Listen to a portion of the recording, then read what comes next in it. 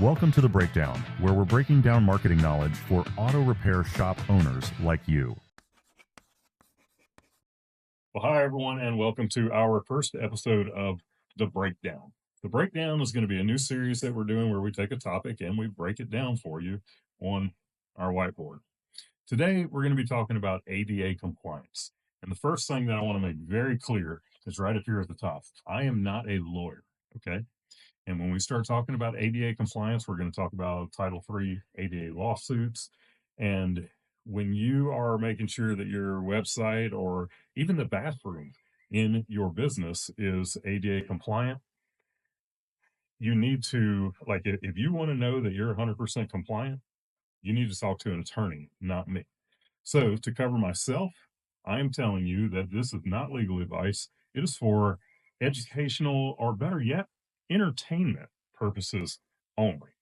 Now, when it comes to ADA compliant, we're going to be talking primarily about the website. Actually, we're going to be talking specifically about your business's website and how it needs to be ADA compliant. And are we going to make it perfect? No. Are we going to help you to make it better? Absolutely. So, when it comes to ADA compliance for a website, if you think about that example that I gave a minute ago with your bathroom, just like your bathroom has to have handrails, and in a commercial bathroom, the toilet seat has to be at a certain height, and in many businesses, you have to have a ramp to come in the front door. What this is doing is it is making your business accessible for people who have handicaps of certain types. Well, your website and any apps or anything else that you use online have to be ADA compliant, just like your bathroom and your front door and all of these different things. So, when it comes to your website, we're going to start with the basics so that you can create a better experience for those who are using the website. And, why would we bother with ADA compliance? Well, number one, all of these Title III ADA lawsuits that are happening right now, there are businesses who are being sued because their website is not ADA compliant. And yes, a lot of these lawsuits are frivolous lawsuits that are, put on by attorneys who are really just looking for an opportunity more than they are people who are really concerned about your website being ADA compliant, but they have the legal right to do that. And you don't want to be part of one of these things. It can become very expensive. This is not just a couple $100 or a couple $1,000 fines. There are people that are being fined tens of thousands of dollars for their website not being ADA compliant. But the other thing is, it really is the right thing to do. If somebody has a visual impairment or even a hearing impairment or other types of impairments, because when we think of ADA compliance, we tend to think of the visual, we tend to think of the audible, but we don't think about people who don't have the ability to use a mouse, for example. There are a lot of different types of impairments that can make your website very difficult for people to navigate. So it is the right thing to do to make navigating your website uh, a good experience for people who have impairments. So we're going to create a better user experience, which is going to get better engagement on your website. And getting the basics right will possibly keep you out of court. When it comes to ADA compliance on your website, there are over 100 different things that are looked at. And it is possible, but it is very difficult to get a website 100% ADA compliant across the board. Like, I will never tell someone that a website that we build at Shop Marketing Pros is 100% ADA compliant, because there are so many little aspects to it where you could look at it and say, oh, yeah, well, this one little thing right here doesn't check the box.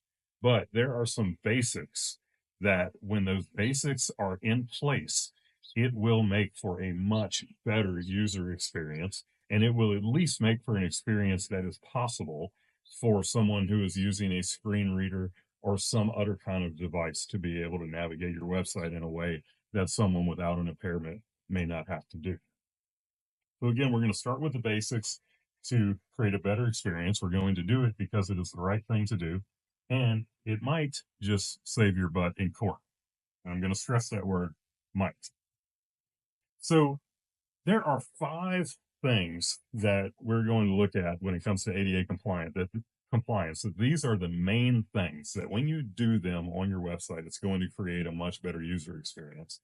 And something that I would really encourage you to do is if you're using a browser, especially like Chrome, I think pretty much every browser has extensions that are available now. But if you're using something like Chrome, there are browser extensions out there that will emulate a screen reader.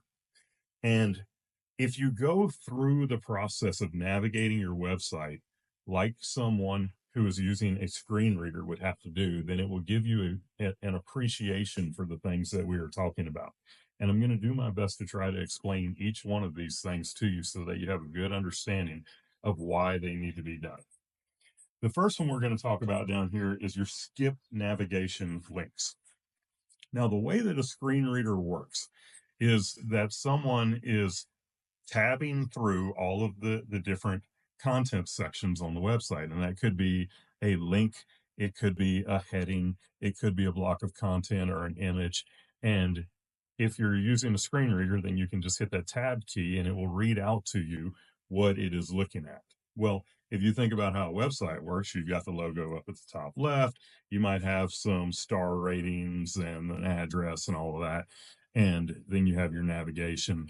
And the way that a typical screen reader works is it's going to start at the top left and it's got to work through everything there, left to right, until it gets down to the page content.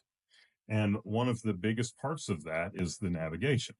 So somebody goes to your website and they're looking for the contact page, for example. Contact page is usually at the end of the navigation, and someone is sitting there having to hit that tab button to go through first the logo, then your address, then your star rating, then it comes over here to home and about us and services and vehicles, and then contact us, for example. Well, someone goes to the contact us page and they say, oh, that's the one I'm looking for. They hit enter. It now takes them to the contact us page or contact us page. And once they get there, they're interested in the content that's down on that page. They're probably looking for, a phone number. They want to fill out a contact form or something like that. Well, now they have to go through all of that stuff again, the logo, the address, the phone number, the star rating, all of the navigation to get down to the content of the page, unless you have a skip nav link. And what skip nav does is it's a hidden link up at the very top left of the page that when it gets clicked on, it takes the person past all of that stuff down to the page content so they can go straight to it. And most of the time, to know if your website has a skip nav link, if you just load a page and hit the tab button on your keyboard, that link will appear. You can go look at our websites and see that happen. That is going to make for a much better experience for someone who is reading your website with a screen reader. The next thing we're going to talk about is image alt text. Now, the first time that I ever heard of image alt text was when we were doing SEO, like when I was first getting started doing SEO on a website, because it's another little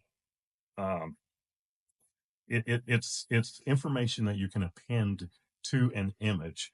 And in the SEO world, we would load that up with keywords and all kinds of stuff, so that when the search engine was crawling the page, they would find these keywords in the image alt text because that would tell the search engine what that image was about. Nowadays, the search engines actually have, they're working off of AI. They can actually almost like look at that image just like a human can and determine what that image is. But image alt text is still applicable to search engine optimization. But the reason that it was created to begin with was to describe to a screen reader what that image was about, so that when someone who's visually impaired, they're reading the website with a screen reader, they have every right to know what the images are on that page as someone who's not visually impaired. Well, that screen reader would read the alt text to that person. Still, at least 90% of the alt text that's out there on the internet is done for search engine optimization purposes, which is not what it was intended for to begin with, but that's what people use it for. But there is a best of both worlds, and I do encourage you to learn how to create good image alt text that would be the best of both worlds. So, like right here, we've got image alt text and the alt text that says orange Honda Civic. What would happen in many cases because of SEO is somebody would put, if that picture of that orange Honda Civic was on a vehicles page for Honda repair on your website, somebody would make that alt text Honda repair and service. But that alt text, Honda repair and service, does nothing to describe that image. That image is actually of an orange Honda Civic. And you want to think about it like if you were sitting next to a person who they are blind or they have poor eyesight, they have some kind of a visual impairment, maybe they're colorblind. That's one we haven't talked about yet, but we will. Think about you're sitting next to a person with a visual impairment and you are describing that image to them. That is what your alt text should look like. It should describe the image to them. It should tell them what's in that image. In this case, this is a very simple alt text orange Honda Civic. But what you could do would be to say something like an orange Honda Civic is having maintenance and repairs done at an auto repair shop in Atlanta, Georgia. You can get long with your alt text. And with that, you get all of these keywords in there.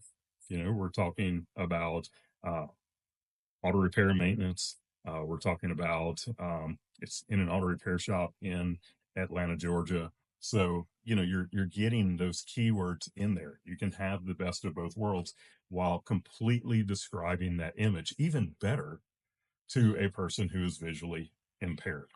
So that is how alt text should be done. Then we have forms. On your website, you have forms, and a person who is visually impaired, when their screen reader gets to that form, it's going to read the form field labels to them. So if you have a name, a form field that is for the first name, there should be a clear label on there, first name. And then the next one, last name, should be a clear label, last name. And what we actually used to do, and it was more done for design aesthetics, is we would not put those labels on the fields. We would just put like hint text in the actual field itself, but that doesn't get picked up and read by the screen readers. So you have to have these form field labels.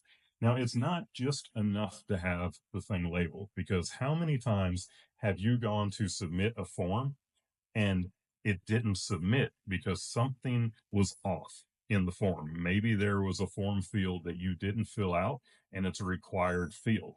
And in that case, the form field, a lot of times the margin around the form field would light up red to let you know that that's the field where the problem is. But if you think about it, someone who's using a screen reader because they can't see well, it does them no good to know that form field lit up red. That's the screen reader needs to be able to read an error message to them to tell them this form field has not been filled out and it needs to be. Or the information that you put into this form field is not relevant. Like, let's say that it's a phone number field and it requires certain formatting, and that formatting was off. You need for the error message to read out through the screen reader to the person who is navigating the website. So form fields, they need to be labeled, and the error messages need to work for the screen reader. The next thing, proper heading structure. You go to a website and you get down there in the page content and you see some big text up at the top, and then you'll have like headings throughout. Well, there's a structure to that, and a lot of people, like rookie web designers, will take that and they will use different types of headings because they like the way that it looks. They'll use it as a design element. But the way that it should be used is to set a hierarchy of content. And on websites, we have H1s, H2s, H3s, and they typically go down through about H4, but they can keep going further than that. But you want there to be a hierarchy of content. The H1 is usually going to be the main thing at the top of the page saying, this is what this page is about. Then the H2 is going to be your headings that are down throughout the page. And if there's a heading where what it's talking about falls underneath the heading above it, and the heading above it's H2, well, that one would be an H3. So it just sets a hierarchy of content. When you do that, it keeps the person who is using the screen reader from having to read every word on the page to find out what they're looking for, because the heading should state fairly clearly what the content that's under that heading is about. And when they get to the heading that they're like, oh, I think what I'm looking for would be there, they hit enter and it reads them the content that's under that heading. That is how headings should be used, is to set a hierarchy of content on the page of your website. And then color contrast. There are many people who, their visual impairment is that they're colorblind. And, you may not think about that when you're building a website, but we've seen, so many designers that they'll put, like a light color text over a gray background, for example. And, you and I, if we're not colorblind, we can look at that and we can see it just fine. But somebody who's colorblind, they may not be able to see that at all. Like they may not even be able to see that there's text there. So you have to have good color contrast. Now, again, if you go look at our websites, we use a plugin on the websites that will allow you to set it to a high contrast mode, and it'll actually just put things in like black and white so that there's no there's no issue reading anything. But we still follow best practices when it comes to color contrast of putting like text on top of a color where there's going to be a good contrast there so that somebody can read it. But if you get these 5 things right, I am not telling you by any means that will keep you out of a lawsuit. What I'm telling you is that if you get these 5 things right, you're probably going to create a pretty usable experience for someone who is using assistive devices to read the website. And that is ultimately why you are doing this. And I would say that if you get these 5 things right, you have a much less likely chance of having a lawsuit taken out against you than if you don't have these things. Because if these things aren't in place, then you have a poor user experience for someone who is using assistive devices to read a website. So I hope that you have a better understanding now of ADA compliance and what needs to be done on a website to make a website ADA compliant.